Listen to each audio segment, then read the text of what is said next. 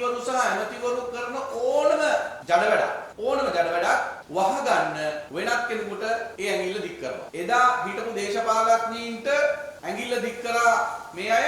හැබැයි දැන් ඉන්න දේශපාලඥයින්ට ඒගොල්ලෝගේ අයට ඇඟිල්ල දික් කරනවට කැමති නැහැ. එහෙම කරනවා නම් කියන්නේ මේක දේශපාලන වශයෙන් අපි ඇඟිල්ල දික් කරනවා කියලා. ඕක තමයි එදා හිට්ලරුත් කරේ.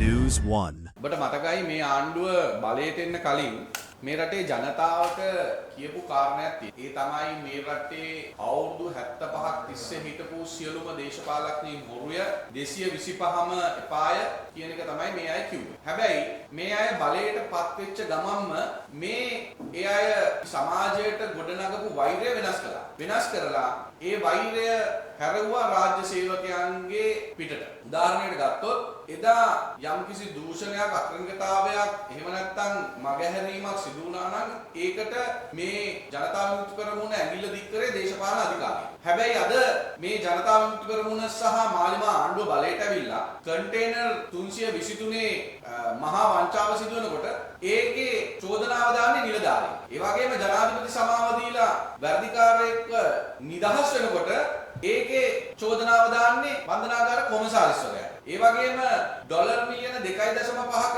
මහා වංචාවක් අපේ රටේ ජනතාවට සිදු වෙනකොට ඒකේ චෝදනාව දාන්නේ නිලධාරීන්. එක පැත්තකින් නිලධාරියෙක් බලන හරිය කපාගෙන හරිය කපලා හරිය මරණයටපත් වෙනවා. ඊට පස්සේ අත හොද ගන්නවා. ඒත් එක්කම ගල්ලඟුරු වංචාව සිදු වෙනකොට කියනවා බාල ගල්ලඟුරු වෙනවා.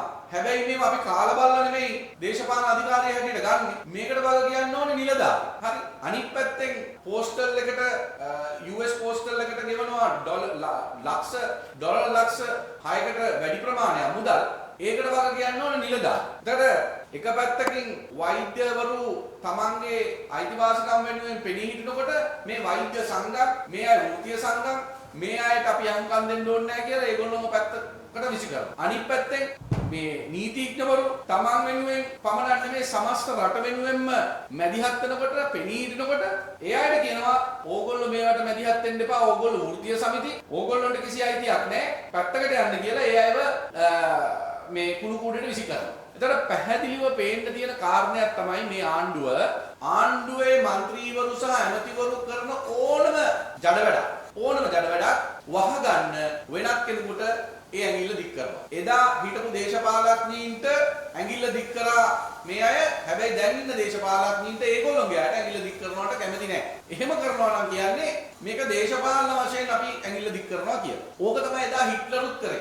හිට්ලර් ජුදාවරුන්ට ජුදා ජාතිකයන්ට ගිහිල්ලා පහර දෙනකොට පූජකයෝ හිතුවා ප්‍රශ්නයක් නෑ ජුදාවරුන්ට අපිට ප්‍රශ්නයක් වෙන්නේ නෑ කියලා. ඊට පස්සේ දේශපාලන අධිකාරියට පහර දෙනකොට හිතුවා ප්‍රශ්නයක් නෑ දේශපාලන අධිකාරියට අපිට ගැටලුවක් වෙන්නේ නෑ කියලා. අන්තිමට පූජකයන්ට මේ අය ඇවිල්ලා දොරට තට්ටු කරලා පහර දෙන්න පටන් ගන්නකොට තමයි ඒගොල්ලොන්ට මතක් වුණේ හත් දෙයනේ අපි වෙනුවෙන් පෙනී හිටින්න කවුරුත් නෑ.